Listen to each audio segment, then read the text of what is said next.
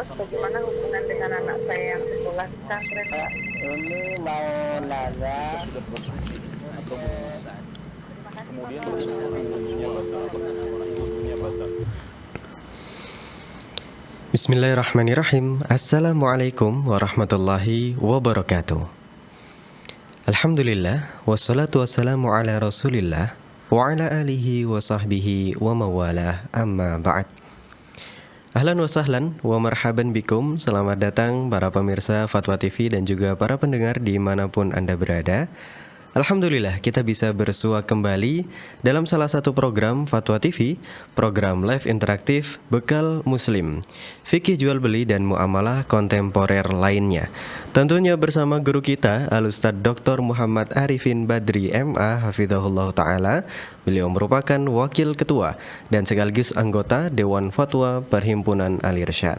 Dan insya Allah pemirsa, selama kurang lebih 1 jam mendatang, kita akan menemani kebersamaan Anda dan kami akan memberikan kesempatan kepada Anda untuk berinteraksi secara langsung melalui layanan telepon yang akan kami buka di 0331 544 6087. Dan juga kami akan bacakan pertanyaan-pertanyaan tertulis yang sudah masuk ke meja redaksi kami.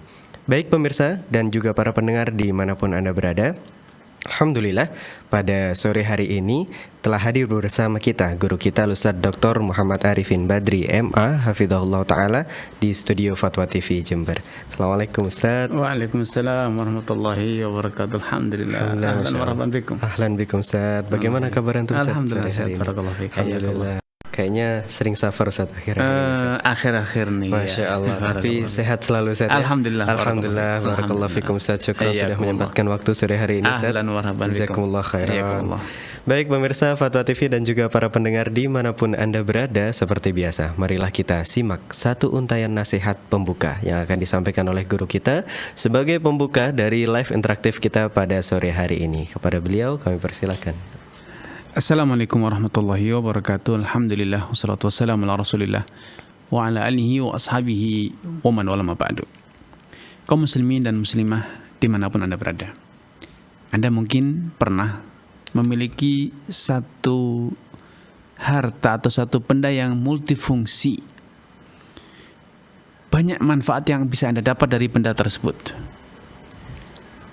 Nah, tahukah Anda bahwa ada kiat dalam aturan syariat, dalam hukum syariat yang bisa Anda lakukan dengan melakukan trik tersebut, maka berbagai aktivitas Anda di dunia ini akan menjadi aktivitas yang multifungsi. Tahukah Anda apakah itu? Itulah niat. Ketika Anda telah memahami bagaimana memanage niat Anda, memanage batin Anda, maka satu aktivitas yang Anda lakukan, Anda bisa mendapatkan sejuta manfaat.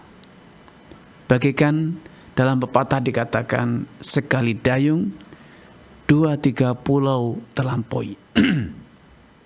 Saya ingin memberikan contoh sederhana. Siapa dari kita yang bisa meninggalkan aktivitas makan dan minum, tidur, mandi, mengenakan pakaian, dan lain sebagainya? Aktivitas yang selama ini merupakan rutinitas dari kehidupan kita. Kita selama ini makan hanya karena berselera, karena lapar, karena makannya lezat, atau mungkin harganya murah, terjangkau, atau karena tersedia di tempat Anda berada. Sehingga yang Anda rasakan, yang Anda dapat dari aktivitas tersebut ya hanya sekedar kenyang, merasakan enak di lidah, kemudian dalam selang berapa detik itu akan segera hilang rasa lezatnya. Dan dalam selang beberapa waktu kemudian Anda pun akan mengeluarkannya kembali menjadi sebuah kotoran yang najis. Apa yang Anda dapat? Mungkin Anda akan mendapatkan asupan gizinya, ya. Tetapi ketika Anda mampu memanage batin Anda, niat Anda dari makan tersebut, Anda niat makan dengan apa? Dengan mensyukuri apa yang Allah berikan kepada Anda. Sehingga ketika Allah memberikan Anda makanan, Anda nikmati makanan tersebut. Wa ma bi ni'mati rabbika fahadits. Anda punya makanan maka dimakan. Kemudian Anda syukuri Anda masih bisa makan makanan tersebut dengan lezat. Apalagi Anda niatkan dengan memakan makanan tersebut, Anda bisa sehat walafiat, kuat untuk menjalankan ibadah, sholat 5 waktu, qiyamul lail dan lain sebagainya. Belum lagi ketika Anda memakannya, Anda pun punya niat untuk menyenangkan istri Anda yang menyajikannya, memasaknya. Anda puji makanan itu, makanan ini lezat, makanan ini sungguh menakjubkan. Anda makan pun dengan lahap. Anda memakannya berniat untuk membahagiakan istri. Sururun tudkhilu ala qalbi muslimin. Ditambah lagi bila Anda memakannya, Anda membeli makanan tersebut yang Anda makan karena Anda ingin membantu penjual yang menjual bahan makanan tersebut atau bahan bakunya. Dan masih banyak lagi niat-niat yang bisa Anda hadirkan. Sehingga dengan satu aktivitas Anda mendapatkan sejuta manfaat. Bukan sekedar makanan yang lezat, tapi Anda mendapatkan pahala, keberkahan hidup. Dan bahkan dengan cara yang sama itu, Anda mensyukurinya seperti Allah tegaskan, la in syakartum la azidannakum. Kalau engkau bersyukur, niscaya akan aku tambahkan nikmatku. Belum lagi ketika Anda menafkahi, menghadirkan makanan itu ke rumah sebagai bentuk nafkah, maka ini adalah suatu amal ibadah yang wajib dan Anda mendapatkan pahalanya. Anda akan merasakan bagaimana keharmonisan dalam rumah tangga ketika Anda menyantapnya dengan lahap, dengan niat membahagiakan istrinya yang memasak, mengolahnya, menyajikannya, maka Anda akan merasakan manfaat dunia dan akhiratnya. Keharmonisan dalam rumah tangga terwujud. Dan masih banyak lagi yang bisa kita dapat dari sekedar aktivitas makan. Ini salah satu implementasi dari sabda Nabi SAW, innamal a'malu binniyat. Sejatinya amalan manusia itu betul-betul senantiasa diiringi dengan niatnya. Wa innamal likulli imri'in ma nawa. Dan setiap manusia, setiap orang akan memetik hasil manfaat dari aktivitasnya, amalannya selaras dengan apa yang dia niatkan, apa yang dia maksudkan. Kemampuan Anda memvariasi niat atau mengupgrade niat dari setiap aktivitas Anda itu akan menjadikan Anda mendulang berbagai macam kemanfaatan dunia dan akhirat, keberkahan hidup. Apalagi ketika Anda membeli makanan tersebut, misalnya itu bagian dari kontribusi Anda dalam membangun ekonomi masyarakat, karena di masyarakat kita ada produsen, ada petani yang hasil panen mereka harus diserap oleh pasar. Kalau tidak, bisa jadi mereka akan berpangku tangan, tidak lagi mau bercocok tanam. Betapa sering kita mendengar, menyaksikan berita petani cabai, petani buah-buahan yang akhirnya membiarkan buah-buahnya tidak dipetik, tidak dipanen. Kenapa? Tidak ada konsumen yang membelinya, atau dibeli di pasar dengan harga yang sangat murah. Nah, padahal Anda semula adalah membeli itu, memang itu kebutuhan primer Anda yang Anda butuhkan. Tapi ketika diiringi dengan niat berkontribusi memutar, membangun sirkulasi ekonomi yang lancar, sehingga ada produsen, ada konsumen dan lain sebagainya, tentu ini akan menjadikan amalan Anda semakin membawa banyak keberkahan. Karena itu betapa pentingnya kita, betapa urgentnya kita belajar niat.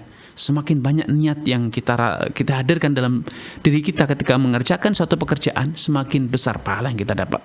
Dan semakin besar tujuan dari aktivitas kita. Seperti tadi saya contohkan, makan bukan sekedar makan, namun itu bentuk dari kontribusi membangun masyarakat yang harmonis, yang mutualisme. Ada petani, harus ada konsumennya. Maka dengan menghadirkan niat seperti ini, pahala amalan Anda semakin besar.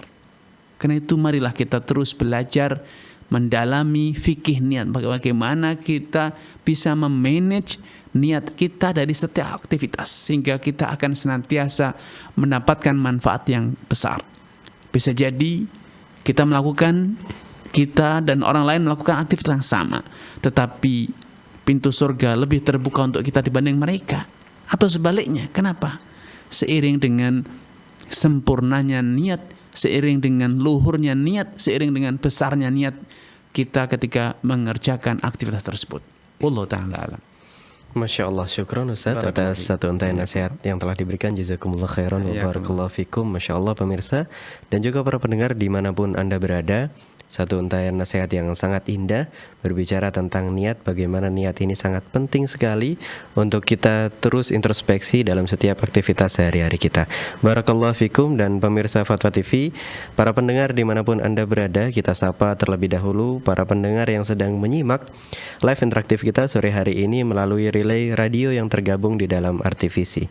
Di antaranya ada Radio Binbas Yogyakarta, Radio Sahabat Tegal, Radio MD FM Probolinggo, Radio Amuba Pangkal Pinang, Radio Sago FM Sumatera Barat, Radio Gema FM Bontang, Radio Albina AM Bekasi, Radio Tuah FM Riau, Radio Madinah Caruban, Radio Dai Tengaran, dan Radio Mas FM Seragen. Dan pemirsa, kembali kita undang para pemirsa, baik para pendengar dimanapun Anda berada, untuk bisa berinteraksi secara langsung bersama kami sore hari ini melalui layanan telepon yang kami buka di 0331 544 6087. Dan alhamdulillah sore hari ini telah terhubung bersama kita nelpon pertama Ummu Hani di Kalimantan. Kita sapa Fatwa TV. Assalamualaikum. Waalaikumsalam warahmatullahi wabarakatuh. Baik, silakan Ibu pertanyaannya. Oke, barakallahu fikum buat Ustaz Arifin dan seluruh kru Fatwa TV. Barakallahu Ini fikum. saya mau nanya Ya, silakan Ibu. masalah boykot. Ya, bagaimana cara menyikapi bila ada seseorang yang berkata, satu, Anda memboikot produk Yahudi tapi masih memakai sosmed milik mereka. Terus yang kedua, apakah Anda tidak kasihan dengan karyawan dan keluarga dari perusahaan yang diboikot itu? Baik. Ustaz, pertanyaan saya. Jazakallah khairan Ustaz atas jawabannya. Baik, barakallahu fiik wa athabakumullah. Semoga Allah SWT menampakkan taufik kepada Anda, keluarga, dan juga seluruh pemirsa dimanapun Anda berada. Kehidupan modern ya saat ini yang sudah boleh dikata ini era globalisasi, di mana batasan-batasan ruang yang memisahkan antara kita dengan mereka, kita dengan dia itu hari ini betul-betul seakan telah minim ya. Hanya sedikit yang memisahkan kita. Sampai pun tatkala kita sudah berada di tempat tidur kita, di kamar kita sudah kita kunci, kita pun masih terhubung dengan berbagai macam pihak. Ya memang tidak dipungkiri bahwa memberikan tekanan ekonomi kepada atau politik kepada orang-orang yang mencelakakan, memusuhi Islam dan umat Islam, itu adalah satu tindakan yang bagus bila dikaji, bila dipertimbangkan dan ditunaikan secara terukur. Namun tentu hari ini atau kapanpun kita tidak bisa secara ceroboh melakukan pemutusan hubungan dengan siapapun. Kenapa? Karena banyak hal yang bisa jadi kita memang merugikan mereka, memberikan tekanan mereka sampai level 10 misalnya. Tapi bisa jadi korban semakin banyak, seperti yang diutarakan, akan banyak kaum muslimin yang di PHK dari perusahaan-perusahaan, akan banyak kaum muslimin yang kehilangan pekerjaannya, tidak mendapatkan penghasilan, sehingga sebagaimana mereka rugi, kita pun rugi. Nah, dalam kondisi macam ini, dilematis, kita memang harus menimbang maslahat dan mafsadahnya, seberapa besar manfaat yang bisa kita dapat dan seberapa besar kerugian yang harus kita pikul. Adakah opsi lain? Makanya dalam tema-tema semacam ini bukan tema-tema yang remeh temeh yang setiap orang bisa memutuskan, tapi ini harus dipertimbangkan secara politis, secara hukum, agama, secara kemaslahatan umum. Jangan sampai kita ingin membunuh lalat namun dengan cara melukai diri sendiri. Ya, jangan sampai kita ingin menyelamatkan jarum tapi kehilangan kapak. Ya, jangan sampai kita besar pasak daripada tiang. Nah, ini perlu kajian yang komprehensif, yang global ya. Tentu forum semacam ini ataupun orang seperti saya tidak memiliki kapasitas untuk bisa memberikan keputusan apa tindakan yang paling tepat. Karena banyak hal yang harus dikaji dan dipertimbangkan agar keputusan itu tidak prematur dan bukan malah mendatangkan mafsadah yang lebih besar. Karena tujuannya tentu tindakan apapun yang kita ambil adalah untuk meminimais kerusakan dan memperbanyak kemaslahatan. Kalau ternyata tindakan kita justru malah memperluas kemafsadatan, kerusakan yang terjadi, maka bukan keuntungan yang kita dapat, namun kerugian yang kita pikul. Wallahu ta'ala. Masya Allah, syukron Ustaz atas jawaban yang telah diberikan. Semoga jawaban ini bisa memberikan pemahaman dan kebermanfaatan bagi kita semua. Barakallahu fikum Ustaz, jazakumullah khairan. Dan Alhamdulillah pemirsa dan juga para pendengar dimanapun Anda berada, kembali telah terhubung bersama kita sore hari ini. Penelpon kedua, ada Ummu Yodi di Riau. Fatwa TV, Assalamualaikum. Waalaikumsalam warahmatullahi wabarakatuh. Baik, silakan Ummu Yodi, pertanyaannya. Ya, Assalamualaikum Ustaz. Waalaikumsalam warahmatullahi wabarakatuh. Izin melanjutkan pertanyaan dari member WhatsApp di Rosa Ustaz. Ya. Begini Ustaz, ada seorang ibu yang dia menikah dalam kondisi hamil Ya. dengan seorang lelaki yang bukan bapak biologi dari janin yang dia kandung. Ya. Setelah menikah, ibu itu melahirkan satu orang anak perempuan. Kemudian dari hasil pernikahan tersebut lahir seorang anak laki-laki. Suami dari ibu ini membangunkan ibu tersebut sebuah rumah di atas tanah milik orang tua ibu tersebut. Setelah 3 tahun pernikahan terjadi perceraian. Semasa ibu ini masih hidup, dia selalu berucap kalau rumah itu untuk anak laki-lakinya yang dengan pernikahan dengan bapaknya itu yang membangunkan rumah. Terus itu diucapkan sebelum terjadi perceraian. Dan kemudian setelah perceraian, Yang mengucapkan Pak, si laki-lakinya atau si ibunya? ibunya. Ya. Terus kemudian tidak lama setelah itu ibu itu menikah dengan seorang laki-laki dan dikaruniai seorang anak perempuan dan seorang anak laki-laki. Pertanyaannya, bagaimana pembagian waris atas rumah tersebut? Apakah anak-anak yang dari suami baru ini dapat warisan dari rumah tersebut karena ibu itu sudah meninggal? Ya. Nah, terus karena rumah itu belum atas nama siapapun, belum di atas namakan Ustaz. Ya. Nah, terus anak yang lahir di luar nikah ini mendapatkan hibah sebidang tanah dari neneknya, ibu dari ibu tersebut. Apakah tanah hibah itu harus dibagi-bagi juga Ustaz? Baik. Nah, ya, udah itu aja Ustaz. Baik. Assalamualaikum. Assalamualaikum. Baik, barakallahu fiik wa athabakumullah kepada Ummu Yodi. Semoga Allah SWT menampakkan taufik kepada Ummu Yodi, keluarga dan juga seluruh pemirsa dimanapun Anda berada. Rumah yang dibangunkan oleh si lelaki tersebut ya, itu seharusnya menjadi warisan. Seharusnya menjadi warisan karena seorang ibu ya, tidak ada namanya ibu tiri. Walaupun itu anak hasil dari perzinahan atau dari pernikahan resmi, dia tetaplah ibu karena dia yang mengandung dan dialah yang kemudian melahirkannya, sehingga nasab kepada ibu itu valid, tidak mungkin salah ya, tidak mungkin salah. Maka anak-anak beliau itu sama statusnya, baik dari suami yang menikah resmi atau dari hasil hubungan gelap, semua itu adalah anak dia. Ketika ia meninggal, maka harta yang dia miliki itu dibagi sesuai dengan hukum waris. Yang laki-laki dapat 2 bagian dari hak wanita. Ya, kalau tadi digambarkan ada 2 laki-laki, 2 wanita, maka warisan tersebut dibagi menjadi 6 bagian. Masing-masing anak laki-laki mengambil 2 bagian, sedangkan anak wanita masing-masing mendapatkan 2 bagian.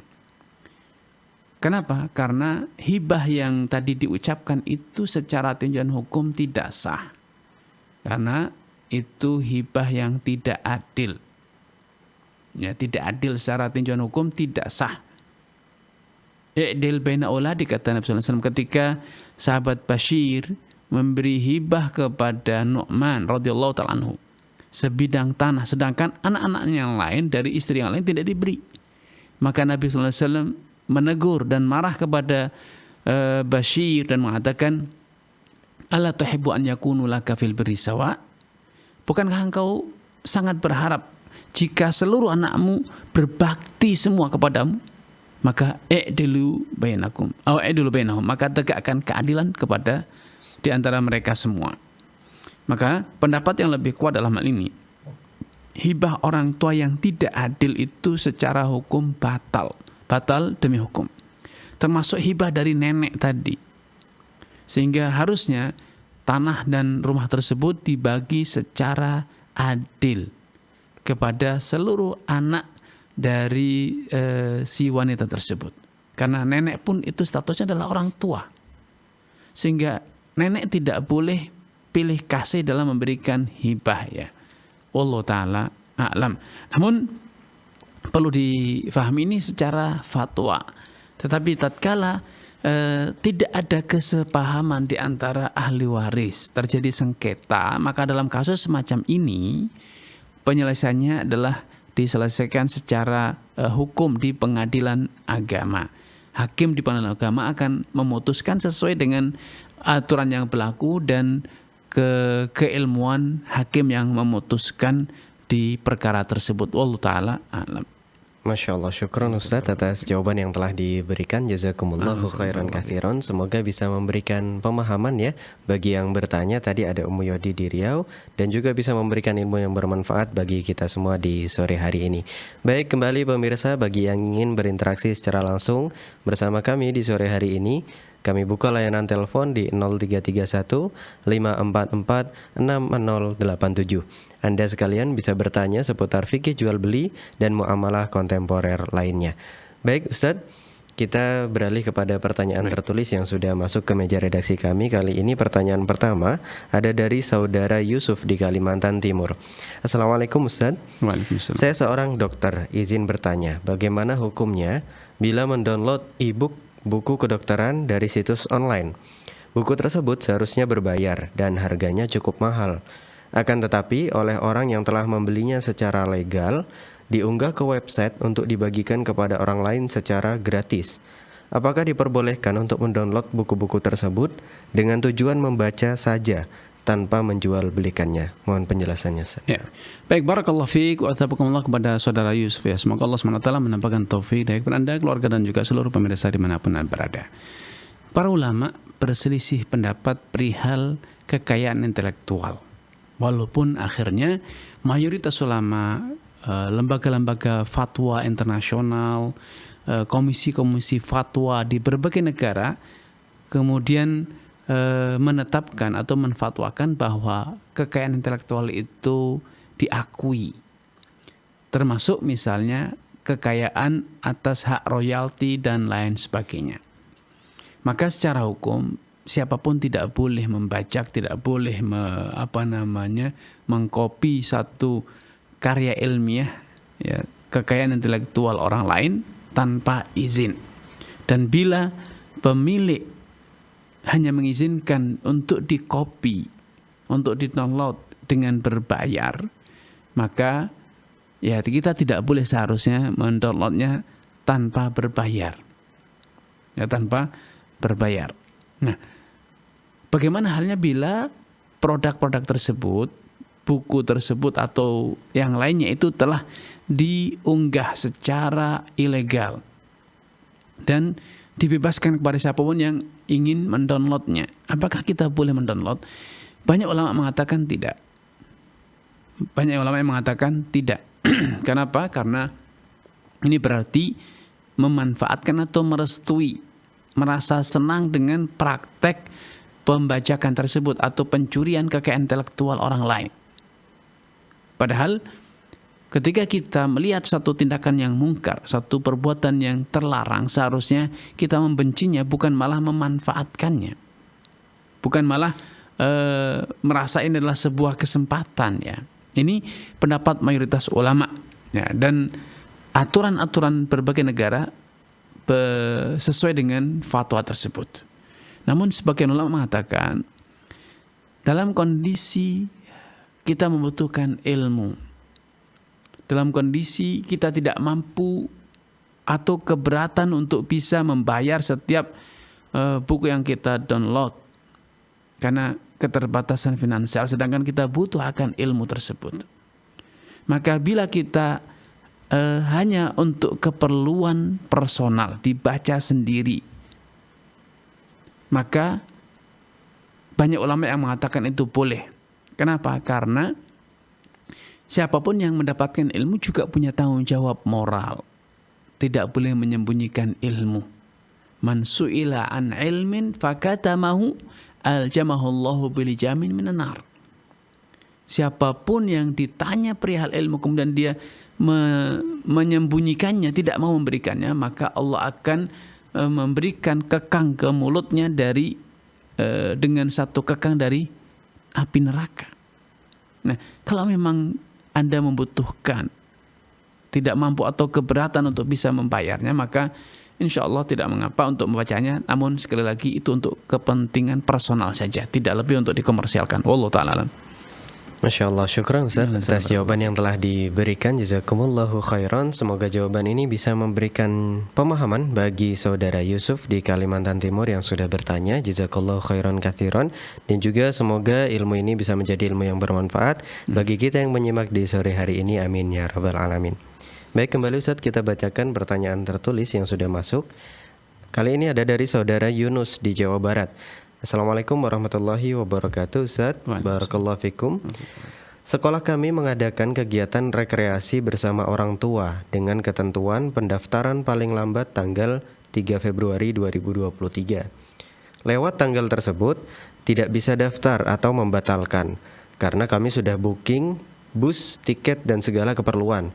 Di tanggal 3 Februari ada orang tua yang membatalkan. Apakah orang tua tersebut tetap membayar atau menjadi tanggungan sekolah Ustaz? Mohon penjelasannya. Baik, barakallahu fiik wa atabakumullah. Semoga Allah SWT menampakkan taufik kepada Anda, keluarga dan juga seluruh pemirsa dimanapun Anda berada. Rasulullah SAW telah bersabda, al-muslimuna ala syurutihim illa syartan ahalla haraman au harrama halala. Setiap muslim itu berkewajiban untuk komitmen, untuk menjalankan kesepakatan yang telah dicapai sesama mereka.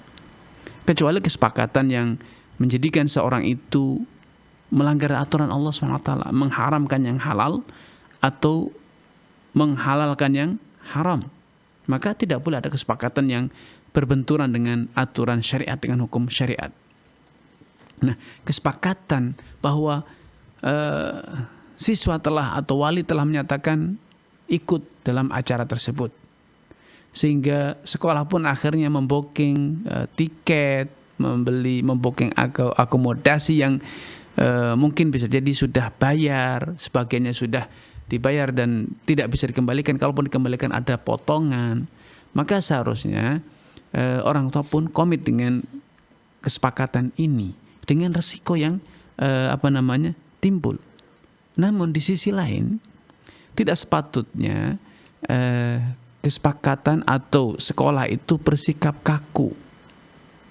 Kalau memang ada alasan yang urgent, ada alasan yang memang betul-betul mendesak untuk dibatalkan, maka bisa jadi ada win-win solution, ada kompromi di mana akomodasi atau kos-kos yang itu bisa dikembalikan, kos-kos yang belum terbelanjakan, atau bookingan yang bisa dibatalkan, mungkin itu bisa direvisi, dibatalkan, sehingga sebagian dana yang sudah disetorkan itu dikembalikan, atau wali murid hanya dibebani sebagian biaya yang tidak bisa dihindarkan, tidak bisa dielakkan. Sehingga dengan cara semacam ini ada maslahat bersama, ya, resiko ditanggung bersama. Sekolah tidak dirugikan, sebagaimana orang tua juga tidak lepas dari tanggung jawab atas pembatalan tersebut. Wallahu ta'ala alam. Baik, syukuran Ustaz atas jawaban yang telah diberikan. Masya Allah, jazakumullah khairan. Semoga jawaban ini bisa memberikan pemahamannya, khususnya bagi yang bertanya. Tadi ada dari saudara Yunus di Jawa Barat dan memberikan ilmu yang bermanfaat bagi kita semua di sore hari ini. Baik, kembali kami persilakan kepada seluruh pemirsa dan para pendengar dimanapun Anda berada yang menyimak di sore hari ini. Anda ingin bertanya seputar fikih jual beli dan muamalah kontemporer lainnya, silakan menghubungi layanan telepon yang kami buka di 0331 544 6087. Sekali lagi, Anda bisa bertanya seputar masalah fikih jual beli dan muamalah kontemporer lainnya melalui layanan telepon yang kami buka di 0331 544 6087. Baik, kembali kami bacakan pertanyaan tertulis yang sudah masuk ke meja redaksi kami. Kali ini ada dari saudari Yuliana di Jakarta. Assalamualaikum Ustaz, saya mau bertanya. Suami saya bekerja sebagai sales dan di setiap penjualannya ada fee ke user. Katanya sudah disediakan dari pihak kantor yang memang untuk user tersebut. Apakah halal gajinya? Dan kalau mendapatkan bonus dari penjualan, apakah halal bonus tersebut? Dan suami saya ada sampingan gokar di sela-sela pekerjaan tersebut kalau lagi free, tetapi dari perusahaan tidak boleh bekerja sampingan. Apakah halal dari hasil gokar tersebut? Ustaz, jazakumullah khairan. Baik, barakallahu fiik wa atabakumullah. Semoga Allah SWT menampakkan taufik kepada Anda, keluarga dan juga seluruh pemirsa dimanapun Anda berada. Budaya memberikan tips kepada pejabat, kepada pegawai, kepada karyawan untuk maintenance, ya, merawat agar orderan tetap berjalan, tidak diputus, tidak diganti dengan merek lain. Ini adalah budaya yang sangat buruk. Ya, ini tidak mencerminkan adanya perniagaan yang fair. Bisa jadi produknya kurang berkualitas, namun tetap dipertahankan oleh karyawannya, tidak direkomendasikan diganti dengan produk lain. Kenapa? Karena komisi yang diberikan cukup besar. Nah, ini tentu bentuk dari khianat. Hadayal umal ghulul, kata Nabi. Komisi hadiah yang diberikan kepada karyawan, kepada pejabat yang menjadikan dia tidak profesional dalam bekerja, itu adalah bentuk dari korupsi, ghulul, ya, atau suap. Maka tentu itu haram. Namun perlu difahami bahwa gaji suami Anda itu bukan dari uang suap, tetapi dari hasil keringatnya menjual, mengantar barang, menservis customer, ya. Sehingga secara prinsip halal walaupun suami Anda berdosa karena menjalankan sistem yang tidak sesuai dengan aturan syariat, yaitu adanya sistem suap kepada karyawannya. Kemudian yang kedua, masalah ojek online. Maka ketika suami Anda menjalankan kegiatan ojek online di jam-jam kerja, maka ini adalah suatu tindakan yang mengkhianati kesepakatan. Anda atau suami Anda telah taken kontrak untuk tidak cari kerja sampingan di waktu kerja. Namun ketika suami Anda bekerja di luar jam kesepakatan, maka itu hak suami Anda untuk mendapatkan pendapatan lebih atau penghasilan lain dari waktu yang di luar kesepakatan dengan perusahaan. Wallahu ta'ala a'lam. Baik Ustaz, Masya Allah, jawaban yang sangat jelas sekali. Semoga bisa memberikan pemahaman, ya, jazakumullah khairan Ustaz atas jawabannya, dan juga memberikan ilmu yang bermanfaat bagi kita semua yang sedang menyimak di sore hari ini. Amin ya rabbal alamin. Baik, kembali pemirsa Fatwa TV dan juga para pendengar dimanapun Anda berada, kita bacakan kembali pertanyaan tertulis yang sudah masuk. Kali ini ada dari saudari Yuli di Jawa Barat. Assalamualaikum Pak Ustadz. Saya ingin belajar berjualan online, tapi belum punya modal. Rencana saya ingin menjadi reseller suatu produk dengan lebih dulu meminta izin pemilik produk tersebut. Apakah transaksi ini diperbolehkan dan apakah saya boleh mengambil keuntungan dari transaksi ini, Ustaz? Jazakumullah khairan atas penjelasannya. Baik, barakallahu fiik wa tabakumullah kepada saudari Yulia, ya. Yuli. Semoga Allah SWT menampakkan taufik kepada Anda, keluarga dan juga seluruh pemirsa dan penyimak dimanapun Anda berada. Bila prakteknya seperti yang Anda deskripsikan, di mana Anda minta izin kepada pemilik barang untuk ikut memasarkan secara online ataupun secara offline, dan kemudian Anda meminta untuk mendapatkan komisi atau memarkup harga jual sehingga Anda mendapatkan selisih harga jual, dan itu menjadi keuntungan Anda. Maka bila itu semua disepakati dengan pemilik barang, maka halal hukumnya. Baik Anda jual secara offline langsung ataupun jual secara online, baik pembayarannya secara tunai atau pembayarannya setelah barang tiba. Selama semua itu disepakati dengan pemilik barang, maka insya Allah penghasilan Anda halal. Wallahu ta'ala a'lam. Baik Ustaz, Masya Allah, jazakumullah khairan atas jawaban yang telah diberikan. Masya Allah, semoga jawaban ini bisa memberikan pemahaman ya, khususnya bagi yang bertanya. Ada saudari Yuli Nur tadi di Jawa Barat. Dan pertanyaan berikutnya ada dari saudari Yuli Arni di Jambi. Assalamualaikum warahmatullahi wabarakatuh Ustaz. Saya mau bertanya tentang masalah zakat. Bapak saya punya toko spray. Kami masing-masing anaknya diberi pinjaman modal yang berbeda-beda karena ukuran besarnya toko kami berbeda-beda. Jadi pinjaman modal kami pun nilainya berbeda-beda. Sistem jualannya untung diambil dan modal dikembalikan.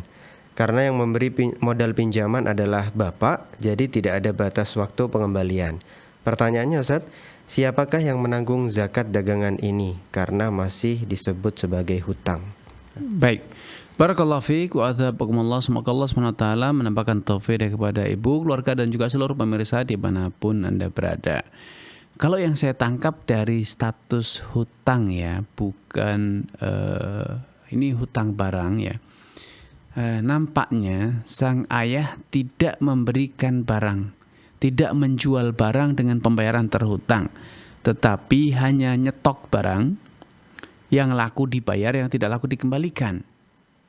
Itu yang saya pahami dari pertanyaannya. Alias sejatinya bapaknya tidak menghutangi dalam bentuk ayah jual beli kepada anaknya kemudian pembayarannya berjangka. Tidak seperti itu. Nampaknya ayah memodali dengan memberi barang, meminjami barang, kalau laku dibayar modalnya, kalau tidak laku dikembalikan. Maka kalau kasusnya semacam ini atau yang terjadilah semacam ini, maka zakatnya adalah kewajiban sang ayah. Karena barang yang ada di display di toko Anda itu sejatinya masih milik ayah. Hanya saja ayah mengizinkan kepada Anda untuk menjual dengan harga yang lebih ya, sehingga Anda akan mendapatkan profit atau keuntungan. Tapi kalau yang terjadi adalah ayah menjual kepada Anda dan memberikan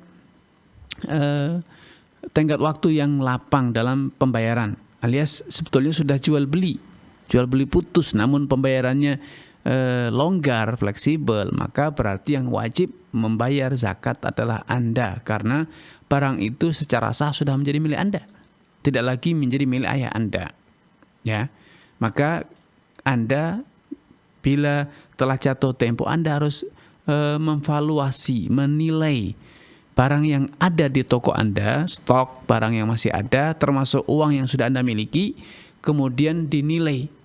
Ya, barang yang tersedia itu, yang tersisa itu dievaluasi berapa nilainya, kemudian digabungkan dengan uang tunai yang Anda miliki, kemudian hasil penggabungan itu dikalikan 2,5%, dan hasil pengaliannya itu merupakan zakat yang harus Anda bayarkan. Itu kalau kondisi yang terjadi, faktanya bahwa ayah Anda betul-betul menjual putus barang itu kepada Anda, hanya saja ayah Anda memberikan kompensasi pembayarannya sangat fleksibel. Wallahu ta'ala alam.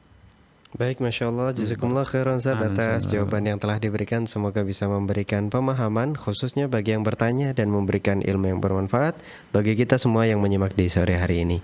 Baik, Alhamdulillah pemirsa Fatwa TV dan juga para pendengar telah terhubung kembali bersama kita di sore hari ini. Penelpon ketiga ada Ibu Hamba Allah di Jawa Barat. Fatwa TV, Assalamualaikum. Waalaikumsalam warahmatullahi wabarakatuh. Baik, silakan Ibu pertanyaannya. Ustaz, saya mau nanya. Ya. Itu hukumnya daging impor gimana ya? Kan harganya lebih murah dari yang Baik. daging sapi lokal. Baik, Ibu. Boleh satu lagi, Ustaz? Ya, silakan. Kalau misalnya ada salah satu partai dia mengadakan pengobatan gratis, itu gimana hukumnya? Baik, sudah cukup? Ya, itu aja, Ustaz. Baik, Ibu. Assalamualaikum.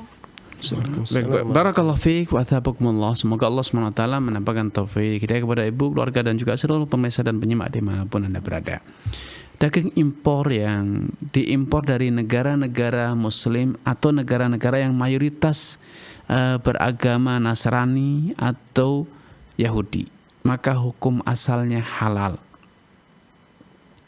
Apalagi bila sudah ada sertifikat halal dari MUI ataupun dari lembaga yang bisa terpercaya, maka insya Allah halal.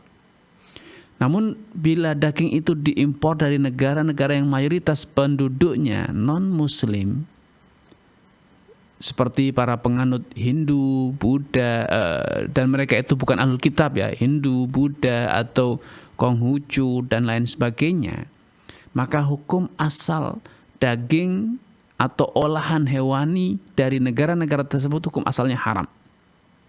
Kenapa? Ghalabatul dzan, praduga kuat, itu diproses tidak memenuhi kriteria halal dalam aturan syariat. Kecuali bila ada data yang valid meyakinkan bahwa walaupun diproduksi di negara-negara non-ahlul kitab, bukan negara muslim dan juga bukan negara non-ahlul kitab, namun diproses secara islami karena juru sembelihnya muslim dan diproses secara tata cara penyembelihan islami, maka itu baru halal, ya, baru halal kalau kemudian ada data yang valid. Karena betapa banyak negara-negara yang dia mayoritas non ahlul kitab, ya, namun karena mereka ingin ekspor daging, ekspor olahan hewani ke negara muslim, mereka mengikuti standarisasi, ya, yang diterapkan di negara-negara muslim, ya. Sehingga mereka mengkhususkan adanya karyawan yang muslim, yang proses penyembelihan, pengolahannya pun proses dilakukan secara islami, maka insya Allah halal. Namun sekali lagi, karena untuk mendapatkan data itu bukan hal yang mudah, sulit, maka lihatlah, kalau daging itu datang dari negara-negara ahlul kitab, penduduk mayoritasnya adalah ahlul kitab, maka hukum asalnya halal. Namun kalau Anda kemudian ingin menghindari was-was, ya, khawatir kalau diproses tidak secara islami, maka itu lebih baik. Tapi kalau ternyata Anda merasa itu lebih menguntungkan karena harga murah dan memang hukum asalnya adalah halal, maka insya Allah tidak masalah. Wallahu ta'ala alam. Ini pertanyaan yang pertama. Untuk pertanyaan kedua berkaitan dengan pengobatan gratis. Ya, pengobatan gratis di era kampanye, ya. Bagi seorang muslim, bedakan antara menentukan sikap, menentukan pilihan ketika nanti di saatnya kita menggunakan hak suara, hak pilih, dengan memanfaatkan promo atau kemudian kegiatan kampanye yang mereka lakukan. Kalau memang kita butuh, secara prinsip halal, boleh, ya, Anda mendapatkan penguatan mereka karena itu hibah, pemberian. Walaupun mereka tujuannya adalah untuk promosi dan lain sebagainya, itu urusan mereka. Urusan Anda mendapat layanan yang gratis. Kemudian nanti di saat coblosan, saat pilihan, ya tentu Anda akan menentukan sikap, menentukan pilihan sesuai dengan nurani Anda, sesuai dengan apa yang Anda yakini itu adalah pilihan yang terbaik menurut Anda. Wallahu ta'ala. Baik Ustadz, Masya Allah, jazakumullah khairan atas jawaban dari dua pertanyaan yang telah diajukan dari ibu hamba Allah tadi yang bertanya di Jabar. Semoga bisa memberikan pemahaman khususnya bagi yang bertanya dan memberikan ilmu yang bermanfaat bagi kita semua yang menyimak di sore hari ini. Amin ya rabbal alamin. Kembali Ustadz, kita bacakan pertanyaan tertulis. Kali ini ada dari saudara Yogo Prasojo di Jawa Barat. Bismillah, Ustadz, bagaimana hukumnya mengenai nilai manfaat dari dana haji yang diberikan oleh BPKH? Bagaimana sikap kita mengenai hal ini dikarenakan ini kebijakan dari pemerintah? Jazakumullah khairan. Baik, barakallahu fiik wa athabakumullah. Semoga Allah SWT menambahkan taufik kepada Anda, keluarga dan juga seluruh pemirsa dimanapun Anda berada. Nilai manfaat atau pengembangan atau bunga atau apapun namanya, sejatinya itu tidak lagi menjadi urusan dan kewenangan jamaah yang mendaftar. Ketika jamaah telah melakukan pelunasan, maka dana itu secara sah telah menjadi milik pemerintah, dalam hal ini Kementerian Agama, Departemen Agama yang menjadi penyelenggara ibadah haji. Sehingga kemudian ketika dana itu dikelola oleh Departemen Agama dalam bisnis atau didepositokan atau yang lainnya, itu seutuhnya tanggung jawab mereka, bukan tanggung jawab jamaah. Setelah jamaah melakukan pelunasan, hak jamaah bukan lagi pada dana tersebut, tetapi pada lahan yang menjadikannya dapat menjalankan ibadah haji secara baik, ya, hingga tuntas. Itu hak jamaah, hak masyarakat yang telah melakukan pelunasan. Dana itu tidak lagi menjadi milik masyarakat ya secara aturan syariat. Sehingga ketika ada kemanfaatan, ada pertambahan, maka itu sejatinya fasilitas yang diberikan negara kepada masyarakat, dan masyarakat secara sah boleh memanfaatkan, dan itu halal bagi masyarakat. Wallahu taala alam. Baik Ustaz, jazakumullah khairan atas jawaban yang telah diberikan, Masya Allah. Semoga bisa memberikan pemahaman ya bagi yang bertanya secara tertulis dari Saudara Yogo Prasojo. Jazakumullah khairan atas pertanyaannya dari Jawa Barat. Baik, kembali kita lanjutkan pertanyaan tertulis. Kali ini masuk dari Saudara Yogi di Jakarta. Assalamualaikum Ustaz. Saya 5 bersaudara laki-laki semua. Qadarullah, ayah saya sudah meninggal. Dan anak pertama sudah menikah dan meneruskan usaha ayah. Anak kedua sudah menikah dan kerja menjadi karyawan swasta. Anak ketiga sudah bekerja dan menikah. Lalu tinggal anak keempat yang sedang kuliah dan anak kelima masih sekolah. Jadi siapa yang berkewajiban untuk membiayai anak keempat dan anak kelima, Ustaz? Mohon penjelasan. Baik, barakallahu fiik wa athabakumullah. Semoga Allah SWT menambahkan taufik kepada Anda, keluarga, dan juga seluruh pemirsa dan penyimak dimanapun Anda berada. Untuk bisa memahami kasus ini, kita harus memahami hukum nafkah, hukum nasab. Dalam Islam, nasab itu bukan hanya menjadi alasan untuk mendapatkan hak waris, tetapi nasab juga ada kaitannya dengan tanggung jawab. Sehingga kalau ada keluarga kita yang belum cakap, belum mampu untuk mandiri, ya, maka yang berkewajiban menafkahi pertama adalah ayahnya. Ketika ayahnya telah meninggal, yang berkewajiban menafkahi adalah kakeknya. Karena kakek adalah orang yang paling berhak mendapatkan warisan jika anak tersebut kemudian meninggal dunia suatu saat nanti. Ketika tidak ada ayah, atau ayah tidak mampu, kakek tidak mampu, atau sudah meninggal semua, ayah meninggal, kakek sudah meninggal, maka yang paling berkewajiban menafkahi adalah saudara kandung, atau yang dalam bahasa Arab disebut akh syakik, karena dialah yang paling berhak mendapatkan warisan ketika saudaranya meninggal, maka dialah yang paling berkewajiban untuk menafkahi. Dan ini berlaku sama ya, berlaku sama antara semua saudara kandung. Tidak ada bedanya yang tua dengan yang lebih muda, nomor 1, nomor 2, nomor 3. Masing-masing punya tanggung jawab sesuai dengan kapasitas dan porsinya masing-masing. Ya, sehingga ini harusnya dibicarakan secara kekeluargaan sehingga semua saudara itu dapat terpenuhi kebutuhannya. Oleh siapa? Oleh walinya. Ya, mereka itu secara aturan syariat disebut wali. Ketika saudara kandungnya tidak ada, maka bisa jadi saudara seayah. Ketika tidak ada saudara seayah, maka berpindah kepada paman. Ini konsekuensi dari adanya hubungan nasab. Nasab itu bukan sekedar untuk gaya-gayaan, bukan untuk keren-kerenan, bukan hanya sekedar untuk nanti ngambil warisan kalau mati. Tidak. Nasab itu ada kaitannya dengan tanggung jawab nafkah, tanggung jawab pendidikan, tarbiyah, hadonah, dan seterusnya. Wallahu ta'ala alam. Termasuk juga hak untuk perwalian ketika ada pernikahan. Ketika ayah tidak ada, kakek tidak ada, maka yang paling berhak menjadi menjadi wali dalam pernikahan adalah saudara kandung. Ketika saudara kandung tidak ada, maka saudara seayah. Tidak ada saudara seayah, maka berpindah kepada paman. Ya, kepada paman, saudara ayah kita. Wallahu ta'ala alam.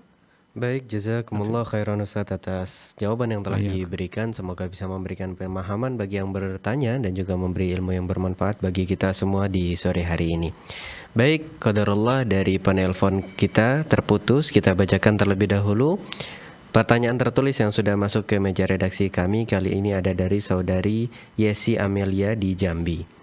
Apakah salah Ustaz ketika istri meminta uang jajan kepada suami walaupun sudah punya penghasilan sendiri dan suami tidak pernah memberikan uang bulanan kepada istri dengan alasan ingin mengatur semua keuangan sendiri? Mohon penjelasannya Ustaz. Baik, barakallahu fiik wa athabakumullah. Semoga Allah SWT menambahkan taufik kepada Anda, keluarga, dan juga seluruh pemirsa dimanapun Anda berada. Andai pun istri adalah wanita terkaya di dunia, maka hak istri untuk mendapatkan nafkah dari suaminya, walaupun suaminya bisa jadi lelaki termiskin di dunia. Karena ini adalah hak dan kewajiban. Tidak ada kaitannya istri kaya atau istri miskin, istri punya penghasilan atau tidak punya penghasilan. Istri, status sebagai istri menjadikan dia berhak untuk mendapatkan nafkah dan dicukupi oleh suami. Sehingga kebutuhan suami, kebutuhan istri harusnya dipikul oleh suami. Sebagaimana istri ya punya kewajiban melayani suami, tunduk dan patuh kepada suami. Ini suatu kewajiban. Sehingga hak termasuk hak istri untuk meminta tadi ya uang jajan, uang nafkah, makan minumnya, termasuk uang untuk make upnya dia, pakaian dia, itu adalah hak untuk dia tuntut kepada suaminya. Allah Ta'ala. Baik, jazakumullah khairan Ustaz atas jawaban yang telah diberikan, Masya Allah. Dan Alhamdulillah pemirsa telah terhubung bersama kita kembali sore hari ini. Ada penelpon keempat Ibu hamba Allah di Sumatera Utara. Fatwa TV, Assalamualaikum. Waalaikumsalam warahmatullahi wabarakatuh. Baik, silakan Ibu pertanyaannya. Assalamualaikum warahmatullahi wabarakatuh, Ustaz. Waalaikumsalam warahmatullahi wabarakatuh. Silakan Ibu. Ya, afwan Ustaz, izin bertanya. Ini kan ada bentuk kerjasama ya, 3 orang. Yang satu pemodal, yang satu pengatur, yang satu pekerja. Jadi yang pemodal ini ya bisa berkaitan dengan saudara lah, bapak. Yaitu yang pengatur ini sepupu. Dia hanya mengatur keuangan, dan yang pekerjanya ini adalah suami. Dia yang pokoknya dia yang tahu buat ini, buat itu, segala macam lah kan. Jadi katanya ini bentuk kerjasama. Jadi suami ini hanya modal tenaga, sepupu ini hanya modal atur-atur saja, bapak itu modal uang. Jadi kan terkadang saya berpikir ya Ustadz, tahun pertama dia kasih 1,5 juta, tahun kedua 3 juta, cuma 1 tahun ya. Udah itu setiap di sebuah peternakan waktu bulan Ramadan, bulan kurban kemarin kan ada keluar kambing beberapa ekor, jumlahnya sekian juta, kami dikasih cuma 500.000.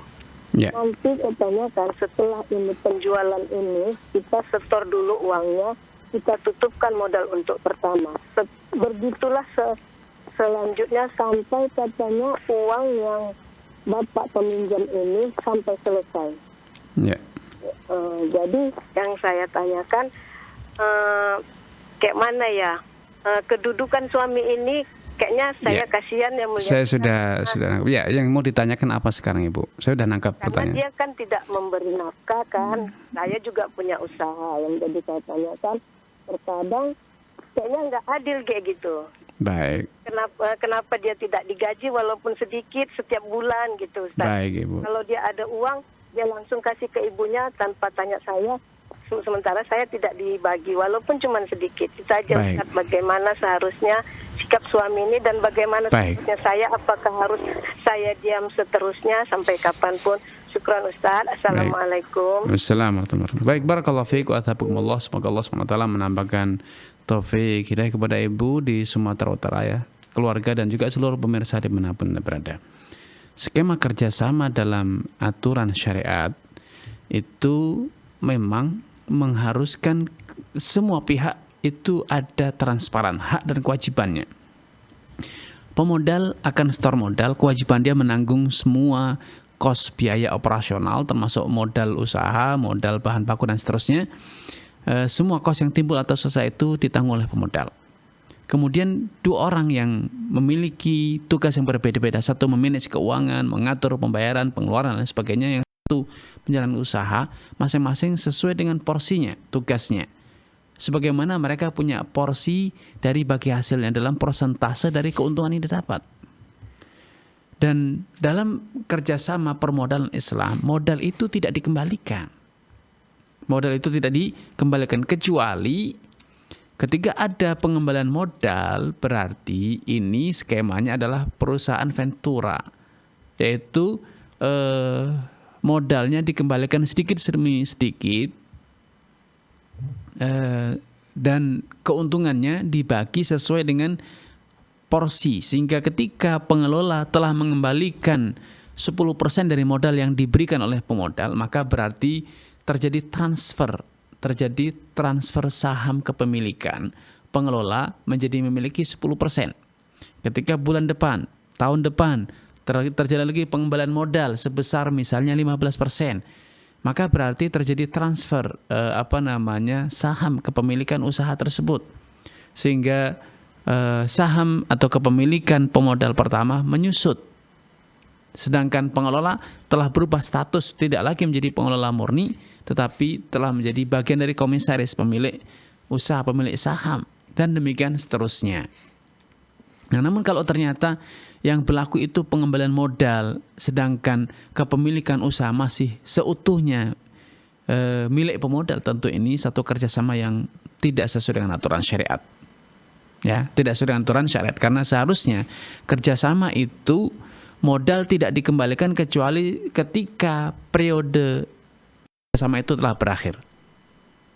Baik itu ataupun disepakati periodik secara per 3 bulan, per transaksi, per misalnya kalau dalam pengemuan kambing ya, setiap periode pengemuan setelah dijual, kemudian ada pembukuan uang modal yang disetorkan, yang kemudian kos operasional dikeluarkan semuanya, kemudian ada sisa, maka ada modal disisihkan atau dikembalikan, kemudian ada keuntungan dibagi sesuai dengan persentase yang disepakati. Itu pola mudharabah atau bagi hasil yang sesuai dengan aturan syariat.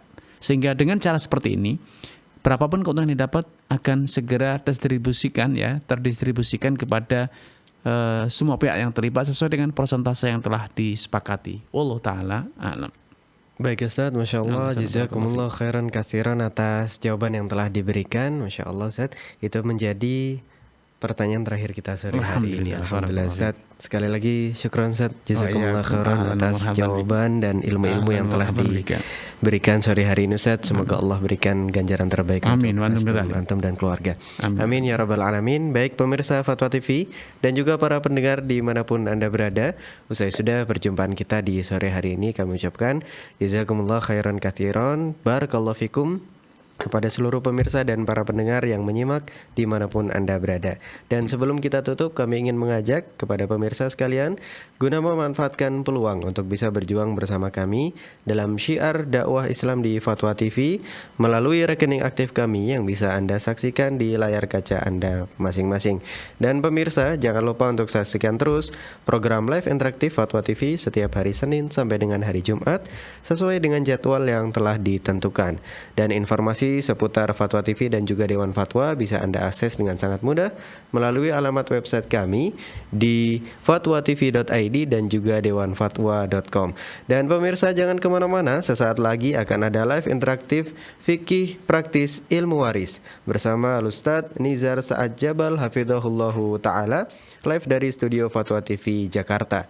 Dan juga jangan kemana-mana, jangan lewatkan malam ini live interaktif konsultasi Islam bersama Ustaz Dr. Musyafa Adarini MA Hafidhahullah Ta'ala pukul 20.00 waktu Indonesia Barat.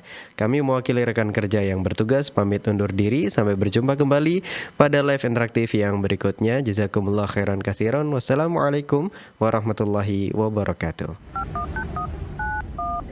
Terus bagaimana hubungan dengan anak saya yang sekolah di pesantren? Ini mau nanya. Sudah bersuci atau kemudian bersentuhan dengan suami.